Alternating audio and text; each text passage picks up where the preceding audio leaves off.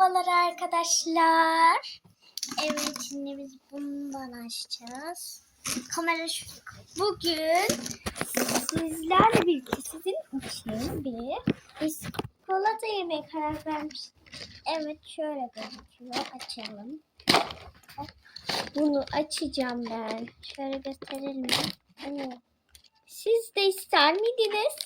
Bunlarla bir bilmece oyunu oynayalım mı? İşte bu.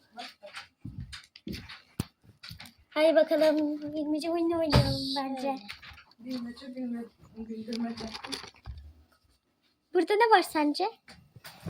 Ben biliyorum. Buyla başlıyor. Bu ne sen?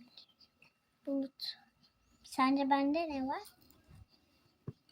Yılla başlıyor. Evet. Yıl.